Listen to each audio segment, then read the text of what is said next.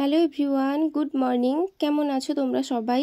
আশা রাখছি ঈশ্বরের কৃপায় সবাই ভালো আছো এবং সুস্থ আছো।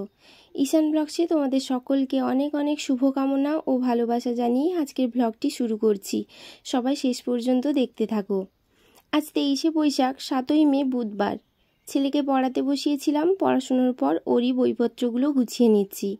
বুধবার মানেই হলো আমার কাছে সপ্তাহের মধ্যে সবচেয়ে একটা ব্যস্ততম দিন।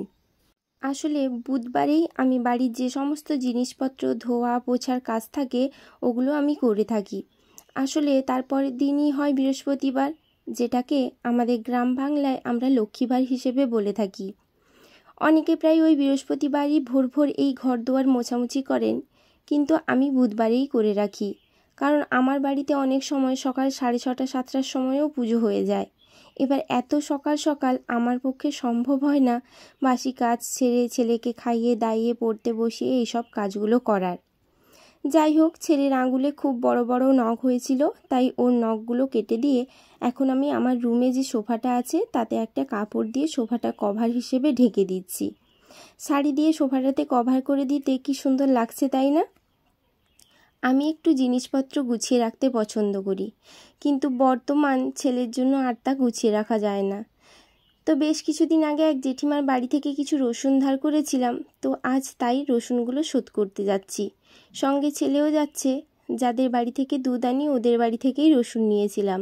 তো রসুন শোধ করে এক হাতে দুধটা নিয়ে বাড়িতে চলে আসলাম। এবার আমি লেগেছি ঘরটাকে মোছামুছি করতে। প্রথমে রুমটা মুছে নিচ্ছি, তারপর বৈঠক, দোয়ার, রান্নাঘর, এই করে একে একে আমি সবগুলো জায়গা সুন্দর করে মুছে নেব। আজ ভেবেছি কলতলাটাকেও মাজবো। অনেক শ্যাওলা পড়েছে, প্রচুর স্লিপ করছে। বাই চান্স যদি পা পিছলে পড়ে যাই তাহলে কি হবে আমার? কেই বা সেবা যত্ন করবে? না গো, ঠাট্টা করছি। আমার কিছু হলে ওই তো আমার বরমশাইটা তো আছে, মোটামুটি আমার প্রতি ও যত্নশীল। যাই হোক, আসলে ছেলেটা তো খুব দুষ্টু, তোমরা তো জানোই। ও অনেক সময় কলের কাছে ছুটে চলে আসে। কখনো যদি পা পিছলে পড়ে যায় তখন কতটা কষ্ট পাবে বলো তো। ওরই জন্য যতটুকু পারি যেমন পারি মোটামুটিভাবে পরিষ্কার রাখার চেষ্টা করি।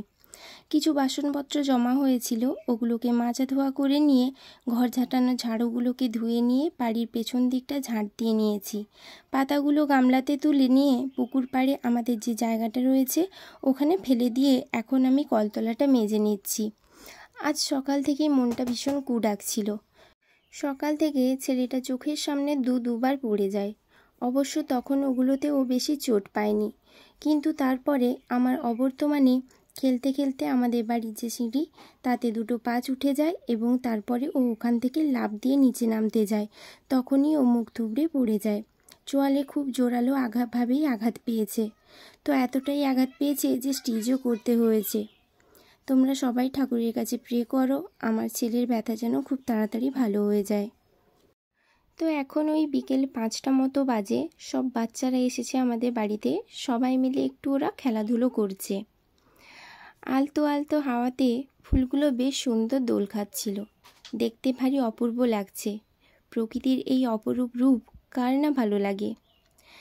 তো আজ তো বুধবার, আমাদের প্রতি বুধবারেই সবজির বাজার হাট হয়।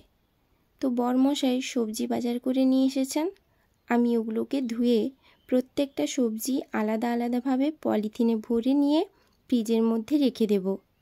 কারণ এই সবজিগুলোই আমাদের সারা সপ্তাহের আনাজের জোগাড় দেয়। যা গরম পড়েছে তাতে যদি ফ্রিজে না রাখা হয় তাহলে নষ্ট হয়ে যাওয়ার সম্ভাবনা থেকে যায়। তো যাই হোক, ওগুলোকে গুছিয়ে নিয়ে ঠাকুরের কাছে সন্ধে প্রদীপ জ্বালিয়ে এখন ছেলের জন্য একটু চিড়ের পোলাও বানিয়ে নিয়েছি।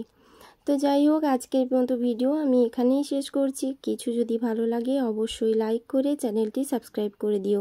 সবাই ভালো থেকো, সুস্থ থেকো। দেখা হচ্ছে পরের একটি ভিডিওতে।